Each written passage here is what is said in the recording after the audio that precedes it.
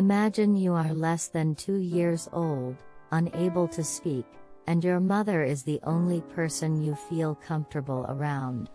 Suddenly a stranger comes up to you and starts touching you. Already pregnant, I was shocked that people touched my belly. So who invented this stupid habit? Teo and Emilka's mother writes in a letter, appealing to strangers not to touch the belly of a pregnant woman and children. Mariana is the mother of 2 children. Already pregnant, I was bugged by strange women who accosted her in the park and touched her belly. In the letter, she appealed to adults to respect the privacy of parents and their children. Already pregnant, I was shocked that people touched my belly. I remember an old lady who joined me on a park bench. I was in the 9th month. She kept asking me when I was due. I answered her politely that any day Teo would appear in the world. I didn't even have time to react when she put her hand on my belly. I shuddered. She was surprised by my reaction.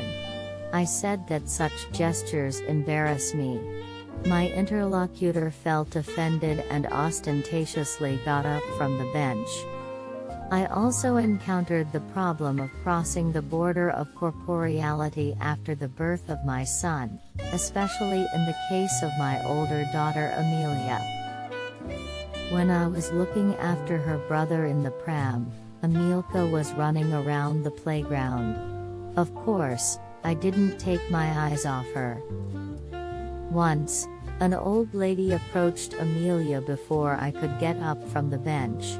I'd seen her guarding her 2 grandchildren in the sandbox earlier.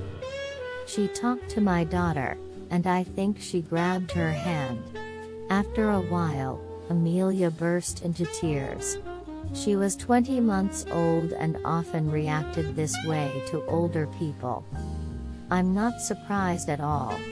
Imagine you are less than 2 years old, unable to speak, and your mother is the only person you feel comfortable around.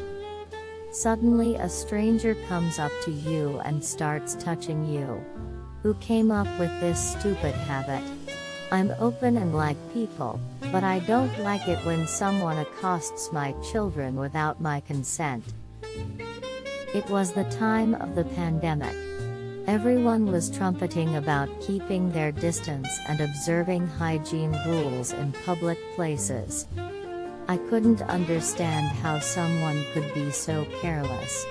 And although the old lady from the playground apologized to me for her behavior, which brought my daughter to tears, the next day, when I saw her on the same bench, I gave her a wide berth.